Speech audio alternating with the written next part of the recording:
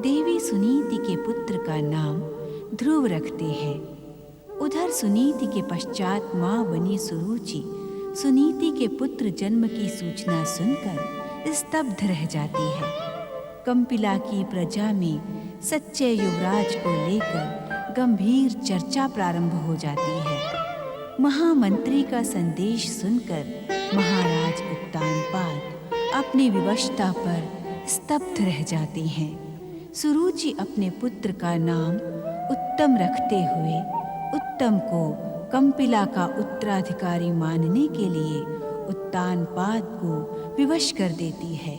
सुखिया माई का प्रश्न सुनकर नारद स्वयं निरुत्तर हो जाते हैं। दूसरी ओर उत्तानपाद की अंतरात्मा ने उनकी पहली पत्नी सुनीति से जन्मे पुत्र के प्रति कर्तव्य बोध करवाया, किंतु दूसरी पत्नी सुरुचि ने अपनी शपथ देकर उन्हें कर्तव्य पथ पर जाने से रोक दिया। परम विष्णु भक्त उत्तानपाद की ये दशा देखकर देवी लक्ष्मी अत्यंत उद्विग्न हो उठी। महादेवी लक्ष्मी सच्ची भागवत भक्ति में लीन भक्त सुख और दुख में भेद नहीं करता। अर्थात प्रभु? नारद, इस संसार में सुखी कौन है? मैंने पहले ही कह दिया है स्वामी कि आपके श्रीमुख से रहस्यों के अर्थ सुनने का आनंद कुछ और ही है। महादेवी, इस संसार में सुखी एकमात्र वो है जो समभाव से अपना जीवन व्यतीत करता है। संभाव? अर्थात? परम भागवत भक्त नारद, महादेवी लक्ष्मी, संभाव का अर्थ है लाभ और अलाभ, सुख और दुख, जीवन और मरण, सम्मान और अपमान, प्रशंसा और निंदा जैसे 5 प्रमुख द्वंद्वों में एक समान द्वंद्वहीन रहने वाला प्राणी। जो भक्त हमारी भक्ति में लीन है, वे सुख और दुख दोनों को ही हमारी भक्ति का प्रसाद समझकर संभाव से स्वीकार कर लेते हैं। नारायण नारायण। किंतु प्रभु? महादेवी, समय का चक्र समान गति से सदा आगे बढ़ता रहता है। उसकी गति में सुख और दुख का कोई मूल्य नहीं है। जो भक्त इस गति के समान दुख और संकट के काल को हमारी परीक्षा समझकर स्वीकार कर लेते हैं, वे निश्चित ही सुखी होते हैं। इसी प्रकार सुख और समृद्धि काल में जो भक्त हमारी कृपा का प्रसाद समझकर और अधिक श्रद्धावान, शांत और निश्चल हो जाता है, वही हमारा परम भक्त कहलाता है। नारायण नारायण। किंतु प्रभु, भक्ति के संभाव से आपके परम भक्त उत्तानपाद, सुनीति और ध्रुव का क्या संबंध? उनके दुखों का अंत ही नहीं हो रहा है। ऐसा प्रतीत होता है नारद कि तुम्हारी जिज्ञासा ने तुम्हें भ्रमित करना प्रारंभ कर दिया है। अर्थात तुम्हारा प्रश्न कुछ और है और तुम कह कुछ और रहे हो। नारायण नारायण। मैं सत्य कह रहा हूं प्रभु। सुखिया माई के प्रश्न ने नारद के चित्त को अशांत कर दिया है। तुम्हारे अशांत चित्त को शांत करने के लिए मैं इतना ही कहूंगा कि वर्तमान में उत्तानपाद, ध्रुव और सुनीति के जीवन में जो घटनाएं घटित हो रही हैं, वे भविष्य में भागवत भक्ति के क्षेत्र में आदर्श स्थापित करेगी। प्राणी मात्र इन घटनाओं से प्रेरणा प्राप्त करेगा। देवर्षि, आज्ञा प्रभु। उत्तानपाद, ध्रुव और सुनीति के जीवन में घटित घटनाओं से आप भी प्रेरणा प्राप्त करें। अपने भावी जीवन में इनकी आदर्श स्थापना को एक क्षण के लिए भी ओझल न होने दें। इससे श्री हरि विष्णु योग निद्रा में लीन हो गए। जो भी व्यक्ति श्री हरि का परामर्श मानता है, निसंदेह उसका कल्याण ही होता है। किंतु जिनके मन में हरि भक्ति के लिए कुविचार उत्पन्न होते हैं, उनका अमंगल ही होता है। कुविचार और कुदृष्टि के स्वामी शनिदेव सदैव ही हरि भक्ति के विरुद्ध रहे। इसी कारण सदा ही वे उद्विग्न रहते हैं। आज भी अपने सेवकों को सन्मुख न पाकर वे अत्यंत विचलित प्रतीत हो रहे हैं। 7.5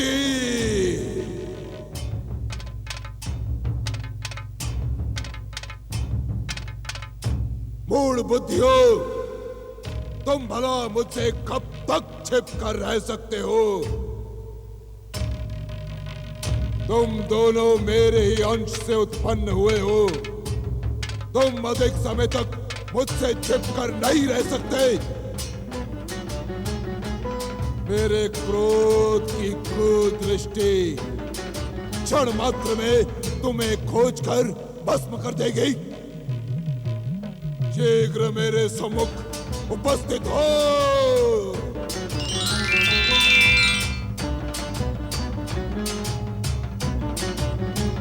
भैया 7.5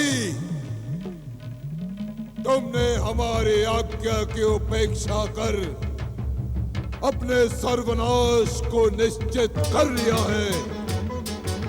अब हमारा क्रोध तुम्हें सदा सदा के लिए समाप्त कर देगा।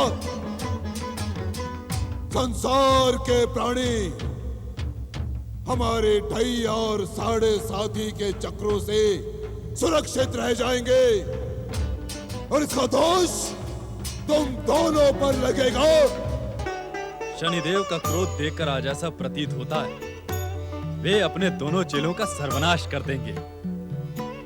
जगदीश्वर भगवान विष्णु इन्हें सद्बुद्धि दें कि ये शुभ कार्य शनिदेव शीघ्र अतिशीघ्र संपन्न करें। क्या वास्तव में शनिदेव का क्रोध 7.5 ढैया का सर्वनाश कर देगा? नारायण नारायण नारायण नारायण। प्रणाम देवर्षि। आपका संदेह असत्य है मंगलदेव।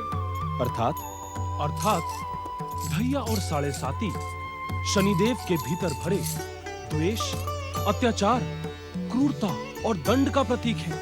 इसी कारण शनिदेव की इच्छा होने पर भी उन दोनों का अस्तित्व कभी समाप्त नहीं हो सकता। क्षमा देवर्षि, ये आप क्या कह रहे हैं कि शनिदेव की इच्छा होने पर भी ढैया और 7.5 का अस्तित्व कभी समाप्त नहीं होगा? जगदीश्वर भगवान विष्णु के परम भक्त, क्या तुम्हें सत्य का ज्ञान नहीं कि इस संसार में जगदीश्वर की इच्छा के बिना एक कण यहाँ से वहां नहीं होता। यदि ढैया और 7.5 का सर्वनाश हो गया तो शनिदेव की विध्वंसक शक्तियों को संचालित कौन करेगा? हमारी बार बार की पुकार की उपेक्षा कर तुम दोनों अपने मृत्यु को और भी अधिक भयानक बना रहे हो। सुना तुमने? सत्य तो यही है देवर्षि, जब दुष्ट शक्तियां पराजित होने लगती हैं, तब शुभ शक्तियों का आनंदित होना स्वाभाविक है। नारायण नारायण। चंद्रदेव, ये स्वभाव शुभ शक्तियों का तो नहीं है। मैं कुछ समझा नहीं देवर्षि। भगवान शिव के मस्तक पर सुशोभित होने वाले चंद्रदेव दूसरों के दुख को देखकर आनंदित होने वाला शुभ, सात्विक और भक्त कैसे हो सकता है? अर्थात देवर्षि, अर्थात बुद्धदेव, मंगलदेव, चंद्रदेव क्या आप इस सत्य से अनभिज्ञ हैं कि जिस हृदय में संसार के कल्याण की भावना सदा प्रज्वलित रहती हो, जो मन दूसरों के दुख को देखकर स्वयं दुखी होकर सदैव सहायता के लिए तत्पर हो, वही सच्चा भक्त कहलाता है। अर्थात हमें इस समय शनिदेव की सहायता करनी होगी। मंगलदेव, यदि आप ऐसा कर सके तो आपका जीवन और भक्ति धन्य हो जाएंगे, किंतु आप ऐसा कर नहीं सकेंगे। देवऋषि, यदि आप अन्यथा ना लें तो एक बात कहूं। अवश्य। देवऋषि, ऐसा कर पाना किसी के लिए भी असंभव है। आप स्वयं में संसार को न समेटें। नारायण नारायण। और उदाहरण के लिए सूर्यदेव को ही देख लें। शनिदेव की उद्विग्नता का आनंद मनाने वे और देवगुरु बृहस्पति यहाँ प्रकट नहीं हुए। देवऋषि, इस विषय पर हमें भी आश्चर्य है कि सदा अपने पुत्र से लांछित और प्रताड़ित होने वाले सूर्यदेव आज अपने दुष्ट पुत्र शनिदेव की तड़प और उद्विग्नता देखने यहाँ प्रकट क्यों नहीं हुए? हृदय में पुत्र के प्रति प्रेम और सहानुभूति रखने वाला कोई भी पिता अपने पुत्र की दुर्दशा को देखकर प्रसन्न नहीं हो सकता। सूर्यदेव इस समय गगन भ्रमण करते हुए अवश्य ही दुखी हो रहे होंगे। ऐसे पुत्र के लिए दुखी होना अनुचित है देवऋषि, जो सदा संसार के सामने अपमान करता रहे। ग्रहों के युवराज बुद्धदेव, आपके इस प्रश्न का उत्तर एक पिता ही दे सकता है। पुत्र माता पिता को बार बार धिक्कारता है, किंतु माता पिता पुत्र को प्रेम और स्नेह करना बंद नहीं कर देते। क्षमा देवऋषि, क्या ऐसे प्रेम और स्नेह को संसार झूठा नहीं कहेगा? झूठा तो नहीं, किंतु मोह अवश्य कहेगा। मोह ममता हर जीव में समाये है। जीवों के दुखों का कारण यही मोह ममता ही तो है। क्या आप सबको ज्ञात है कि साधना के मार्ग में कामना ही सबसे बड़ी बाधा है। अर्थात साधक जितना कामनाओं से मुक्त होता जाएगा, उतना ही सिद्धि की सफलता की ओर बढ़ता जाएगा, और जितना अधिक कामनाओं में मोह माया में उलझता जाएगा। भैया, साढ़े साथी, अब मैं तुम्हें पुकार नहीं सकता। अब मेरी विध्वंसक शक्ति मेरा आदेश पाकर तुम दोनों का अंत करने के लिए प्रस्थान करेगी। विध्वंसक शक्ति प्रकट हो।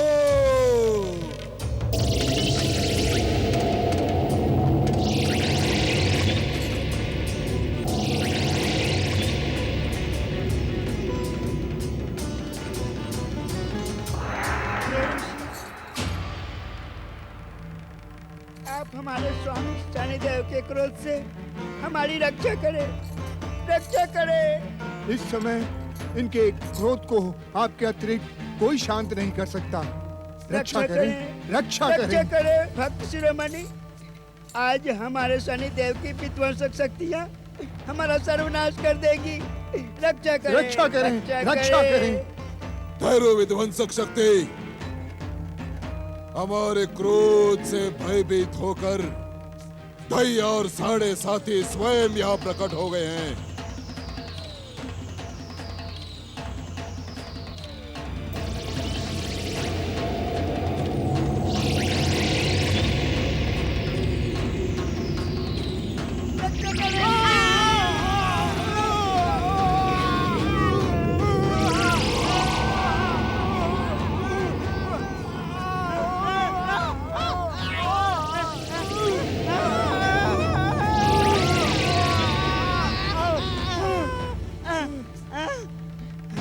क्षमा करें भाग्य विधाता शनिदेव, हमें क्षमा करें। हमें क्षमा करें भाग्य विधाता शनिदेव, हमें क्षमा करें। नहीं, तुम्हारा अपराध क्षमा और दया के योग्य नहीं।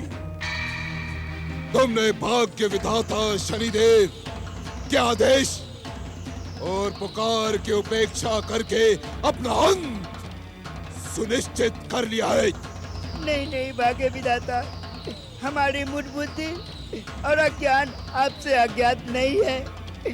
हमें क्षमा कर दे भाग्य विधाता, हमें क्षमा कर दे।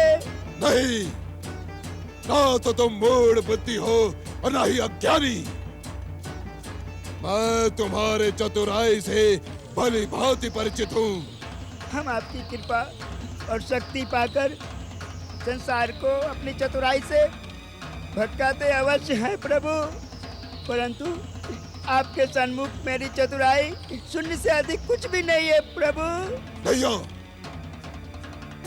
हमें भटकाने और भ्रमित करने का तो साहस ना करो।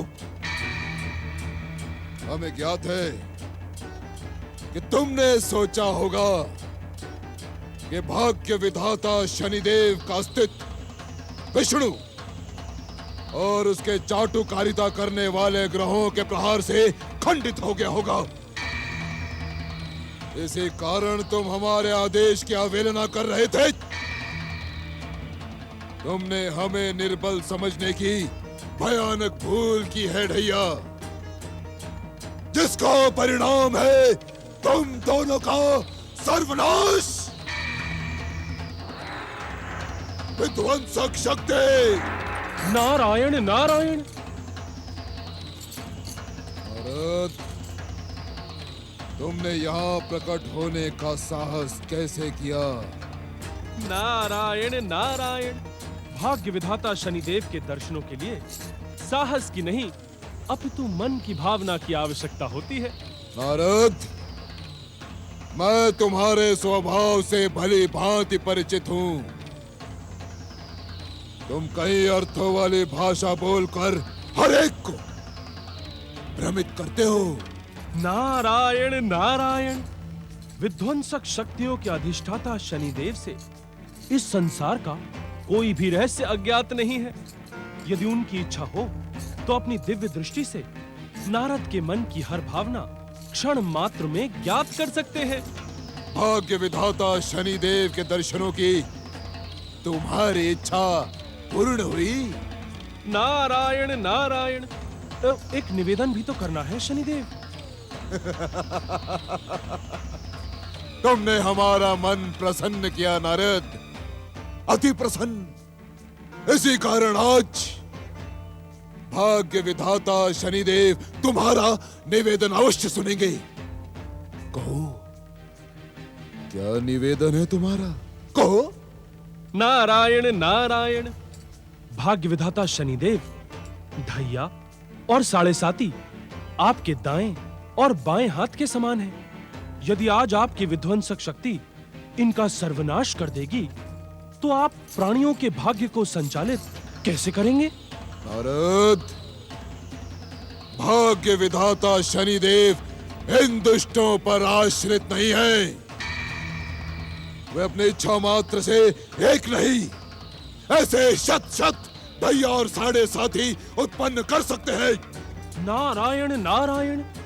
जिसे पुनः उत्पन्न करना हो उसे नष्ट करने की ही क्या आवश्यकता शनिदेव? तुमने अपनी चतुराई प्रकट करनी प्रारंभ कर दी नारद। यदि तुम भाग्य विधाता शनिदेव का परिहास करने यहाँ पधारे हो तो हमारी कुदृष्टि और विध्वंसक शक्ति तुम्हें ऐसा भयानक दंड देगी कि तुम्हारा जगदीश्वर विष्णु तुम्हारी दुर्दशा देखकर भय से कांप उठेगा। कैसा दंड भाग्य विधाता शनिदेव? मेरी कुदृष्टि आज देवताओं के ऋषि नारद को विकलांग बना देगी। हरि हरि हरि हरि हरि हरि। नारद, क्या तुम हमारे दंड से भयभीत नहीं हो? जो तुम हमारी हंसी उड़ाने का दुस्साहस कर रहे हो? नारायण नारायण। भाग्य विधाता शनिदेव, आप मुझे विकलांग बना देंगे इसकी कल्पना करके ही मेरी हंसी बिना प्रयास ही छूट पड़ी।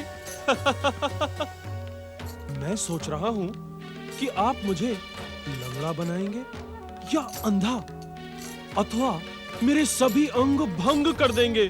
नारायण नारायण। क्या तुम देखने के इच्छुक हो नारद? कि हम तुम्हारी क्या दुर्दशा करेंगे। नारायण नारायण। भाग्य विधाता शनिदेव की विध्वंसक शक्तियों से भला इस संसार में कौन परिचित नहीं है। शनिदेव सदा विनाश के विषय में न सोचकर निर्माण की भी सोचे। सदा क्रोध में रहकर सब कुछ नष्ट कर देने का विचार आपके मन को कभी शांति नहीं प्रदान कर सकता। भाग्य विधाता, धैया और साढ़े साती आपके प्रमुख अनुचर और अभिन्न अंग हैं। आप इन्हें क्षमा कर दें। मैं आपसे यही निवेदन करने आया था। देवताओं के ऋषि नारद की शनिदेव से विनती करने का कारण त्याग कर सकता हूँ, क्योंकि आप स्वयं भी देवता हैं, आप भी पूजनीय हैं, किंतु आपका आचरण प्राय भ्रमित हो जाता है। अर्थात शनिदेव, परम विष्णु भक्तिनी महारानी सुनीति को सताने का आपका प्रयास विफल हुआ। जिसके रक्षक स्वयं जगदीश्वर भगवान विष्णु हो, उसे भला कोई क्या हानि पहुंचा सकता है। जप तप व्रत।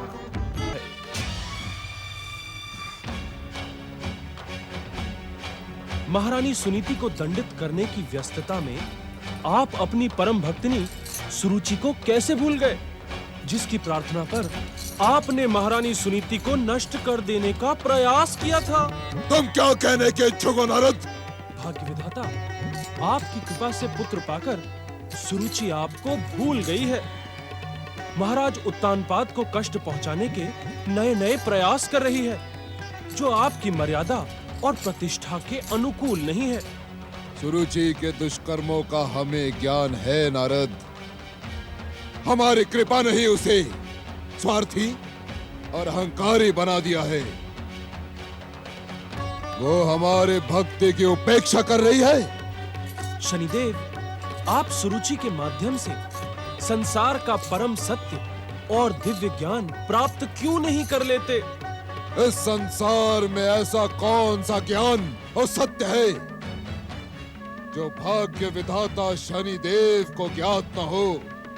शनिदेव, वो सत्य और ज्ञान ये है कि आपके भक्त आपकी आराधना अपनी स्वार्थ सिद्धि के लिए करते हैं, और जैसे ही कार्य पूर्ण हो जाता है वो आपको भूल जाते हैं। किंतु भगवान विष्णु के भक्त भयानक से भयानक कष्ट पाकर भी उन्हें क्षण मात्र को भी नहीं भूलते। भाग्य विधाता, स्वार्थी और सच्चे भक्त के बीच का अंतर समझने का यदि आप प्रयास करें, तो संसार को भयभीत करने का अपना स्वभाव आप स्वयं ही त्याग देंगे। आपका कल्याण हो।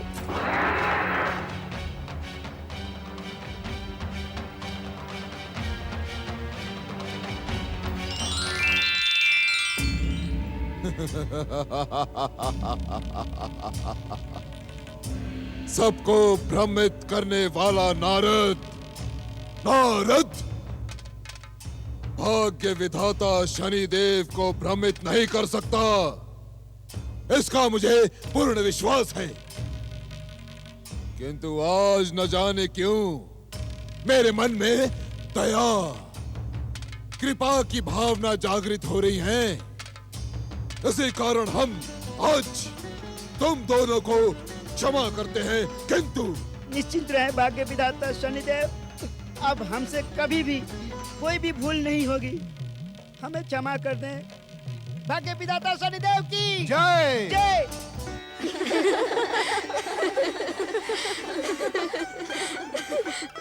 हमारे युवराज को किसी की कुदृष्टि ना लगे। पटरानी जी, युवराज उत्तम लाखों में एक है। इनका तेजस्वी रूप मनुकुल की प्रतिष्ठा को और उज्जवल कर देगा। तू सत्य कह रही है मुखरी। मेरे पुत्र पर वत्स देश की आभा है। कितना उज्जवल ललाट है। हाँ पटरानी जी, नासी को तो देखे, और इनके नयन कितने विशाल और सुंदर हैं। हटो हटो, तुम सब मेरे युवराज को दृष्टि लगा दोगी।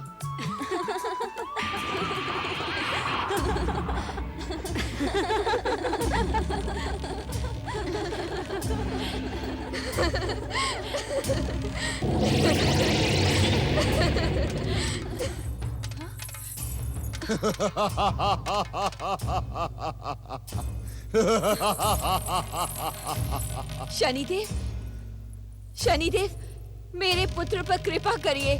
भाग्य विधाता शनिदेव। मैं यहाँ तुम्हारे पुत्र को नष्ट करने नहीं, अपितु तुम्हें सावधान करने आया हूँ सुरुचि। क्या भाग्य विधाता शनिदेव के सम्मान में मुझसे कोई भूल हुई है? हाँ सुरुचि, तुमने भयानक भूल की है। कौन सी भूल शनिदेव? तुमने हमारी कृपा का लाभ उठाकर अपनी सारी कामनाएं पूर्ण की और अपना स्वार्थ सिद्ध होते ही तुमने भाग्य विधाता शनिदेव को उपेक्षित करने का दुस्साहस किया। इसका परिणाम तुम्हारे जीवन में भयानक होगा सुरुचि। दया करे भाग्य विधाता शनिदेव, क्षमा करे भाग्य विधाता। मैं आपको विश्वास दिलाती हूँ कि मैं आपकी हर इच्छा को पूर्ण करूंगी, परंतु मेरे पुत्र को कोई हानि ना पहुंचे।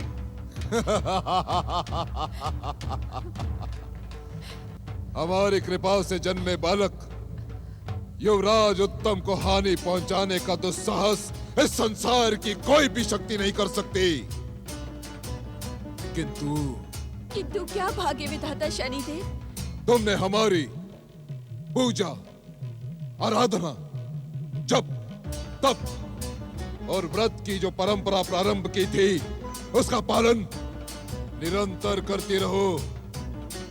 यदि एक दिन के लिए भी तुमने हमारे पूज्य भाव को ठेस पहुंचाने का दुस्साहस किया तो इसका परिणाम क्या होगा, यह तुम देख ही लोगी सुरुचि। स्मरण रख कि मैं शनि हूँ, शनि। पटरानी जी, क्या हुआ?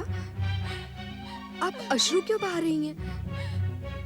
न जाने किसी अज्ञात शक्ति ने हमें शून्य भाव में पहुंचा दिया था। आप कहे क्या हुआ? मेरी प्रिय दासी मुखरी, वचन दो तो एक बात कहूं। पटरानी जी, वचन की क्या आवश्यकता है? मुखरी का जीवन, मुखरी के प्राण आपके चरणों में समर्पित है। आप आज्ञा करें। इस देह को त्यागने में मुखरी क्षण मात्र का भी विलंब नहीं करेगी। प्रिय मुखरी की भांति क्या तुम सभी मुझे वचन दे सकती हो कि जो कुछ भी मैं कहूंगी तुम उसका पालन करोगी? आप आज्ञा करें पटरानी जी, हम वचन देती हैं। आप जो कुछ भी कहेंगी हम सब उसका पालन करेंगी। मेरी प्रिय दासियों, हमें इसी क्षण से भाग्य विधाता और विध्वंसक शक्तियों के स्वामी शनिदेव की आराधना प्रारंभ करनी है। क्षमा करें पटरानी, मनुकुल के आराध्य जगदीश्वर भगवान विष्णु हैं। उनकी आराधना के अतिरिक्त कंपिला में किसी और देवता की आराधना नहीं होती। पटरानी जी, कंपिला के इस राजमहल में तथा आपके कक्ष में मैं लंबे समय से काम कर रही हूँ। मुखरी, कंपिला की दासी हमारी व्यक्तिगत सेवा में किस प्रकार आ गई? ऐसा प्रतीत होता है मुखरी कि हमारे विरुद्ध षड्यंत्र में तुम भी सम्मिलित हो। ऐसा आरोप न लगाए पटरानी जी। मेरे जीवन का हर क्षण आपके चरणों में समर्पित है। तो ये दुष्टा हमारे कक्ष में किस प्रकार आ गई? किसने इसे हमारी व्यक्तिगत सेवा में नियुक्त किया?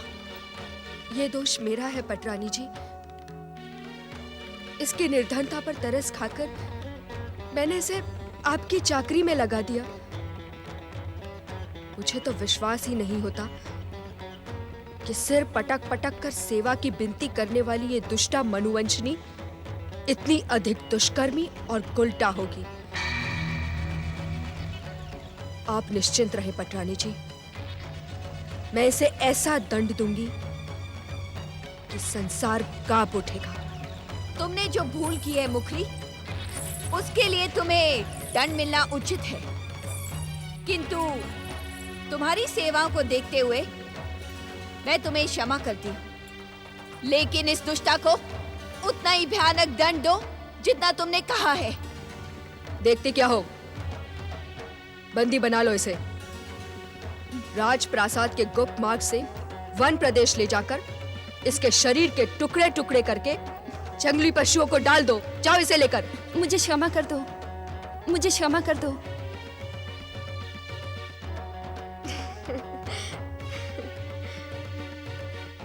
अब आज्ञा करें पटरानी जी, भाग्य विधाता शनिदेव की किस प्रकार आराधना करनी है? भाग्य विधाता शनिदेव ने स्वयं प्रकट होकर मुझे सावधान किया है। यदि एक क्षण भी हमने उनकी आराधना से अपना मन हटाया तो परिणाम हमारे हित में भयंकर होगा। आप निश्चिंत रहें पटरानी जी, शनिदेव की भक्ति में हम अपना सर्वस्व समर्पित कर देंगे। हमारे युवराज पर भाग्य विधाता की दृष्टि बनी रहे। जय शनिदेव। जय शनिदेव। ओम नमो नारायणाय। ओम नमो नारायणाय। ओम नमो नारायणाय। ओम नमो नारायणाय। ओम नमो नारायणाय।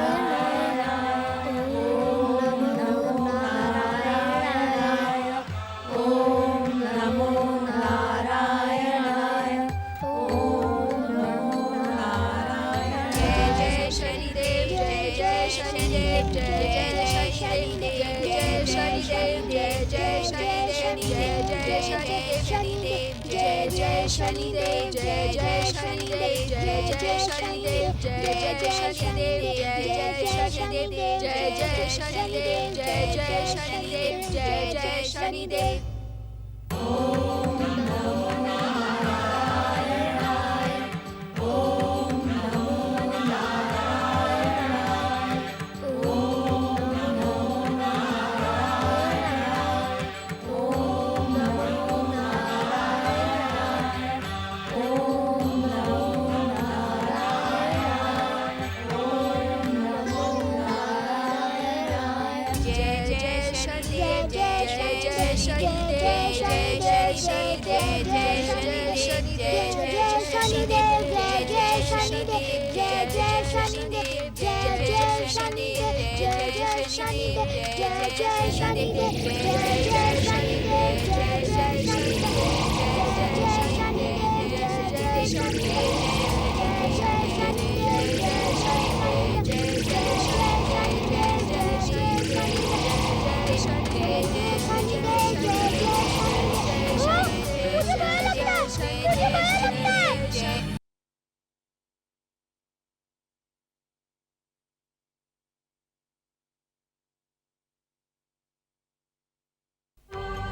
जप तप व्रत।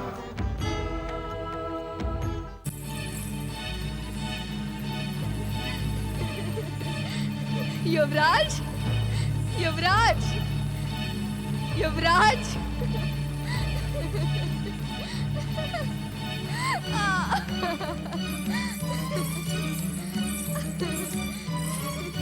उत्तम। युवराज, युवराज, आप शनिदेव की पूजा से भयभीत होकर ना भागें। आपका जन्म शनिदेव की कृपा का परिणाम है। यदि आप इस तरह भागेंगे तो शनिदेव रुष्ट हो जाएंगे। आप चले हमारे साथ और शनिदेव से क्षमा मांगे। नहीं माताश्री, मैं शनिदेव की मूर्ति के समीप नहीं जाऊंगा। किंतु क्यों पुत्र? शनिदेव भयानक है, उन्हें देखकर मुझे भय लगता है। मैं नहीं जाऊंगा। हट ना करे युवराज, शनिदेव परम दयालु हैं। वो अपने भक्तों पर सदा कृपा दृष्टि बनाए रखते हैं। यदि आप उनकी आराधना करेंगे तो आपका कल्याण ही होगा। नहीं नहीं नहीं, जिनसे मुझे भय लगता है मैं उनकी पूजा कैसे कर सकता हूँ? युवराज, भाग्य विधाता शनिदेव की विध्वंसक शक्तियों से आप परिचित नहीं हैं। यदि वे कृपा करें तो आप सर्वशक्ति संपन्न हो सकते हैं। मुझसे हट ना करो, अन्यथा। युवराज, अन्यथा क्या करेंगे आप? मैं उत्तम, उत्तम रुको। अरे अरे रे युवराज, कहाँ भागे जा रहे हो? आइए। अच्छा ये तो बताइए कि आप इतने भयभीत क्यों हैं? पिताश्री, मैं शनिदेव की पूजा नहीं करूंगा।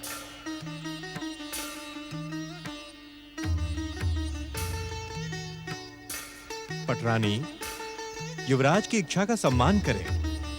यदि ये शनिदेव की आराधना के इच्छुक नहीं तो इन्हें विवश न करें। माता और पुत्र के मध्य में आप अपना परामर्श ना दे तो उचित होगा। यदि इसके आचरण से शनिदेव क्रोधित हो गए तो हम दोनों के प्राणों पर संकट उत्पन्न हो जाएगा। प्राणों पर संकट अर्थात? आपको ज्ञात नहीं स्वामी, शनिदेव ने आपको इससे क्या? यदि हम दोनों के प्राण निकल गए आपकी इच्छा तो पूर्ण हो जाएगी। सुरुचि, मुझे भली भांति ज्ञात है महाराज कि आप अपने आराध्य जगदीश्वर भगवान श्री विष्णु से दिन रात यही प्रार्थना करते हैं कि किसी प्रकार मेरे प्राण निकल जाए और आप मेरी सौत सुनीति को इस महल में पुनः ले आए। सुरुचि, सुरुचि, सुरुचि, अपनी मर्यादा को लांघने का दुस्साहस न करे। मेरे धैर्य की ऐसी कठोर परीक्षा न ले। उत्तेजित ना हो महाराज, मैंने पहले भी आपको सावधान किया है कि आप माता और पुत्र के मध्य में ना आए। पटरानी, जिस प्रकार युवराज उत्तम आपके पुत्र हैं, उसी प्रकार वे मेरे भी पुत्र हैं। युवराज पर जितना अधिकार आपका है उतना ही अधिकार मेरा भी है। युवराज पर अपने अधिकारों की दुहाई ना दें आप। अर्थात? अर्थात उत्तम मात्र मेरा पुत्र है। मेरे आराध्य भाग्य विधाता शनिदेव की कृपा का परिणाम है युवराज उत्तम। इस पर मेरे अतिरिक्त किसी का कोई अधिकार नहीं। अहंकार ने तुम्हारी मति भ्रमित कर दी है पटरानी। तुम्हें ज्ञात नहीं कि तुम क्या कह रही हो। पुत्र पर माता और पिता का समान अधिकार होता है। अवश्य होता है महाराज, किंतु तब जब पिता अपना संपूर्ण स्नेह पुत्र को प्रदान करे। क्या तुम युवराज उत्तम के प्रति मेरे स्नेह पर संदेह कर रही हो? संदेह नहीं महाराज, पूर्ण विश्वास है कि उत्तम के प्रति आपका स्नेह मेरी सौत सुनीति के पुत्र ध्रुव के साथ बटा हुआ है।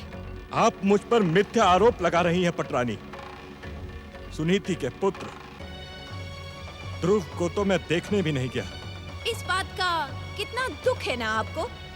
मैं आपके स्वभाव और आपकी वचन निष्ठा से भलीभांति परिचित हूँ। यदि आप वचन पूर्ण नहीं कर सकते तो वचन लेते क्यों हैं?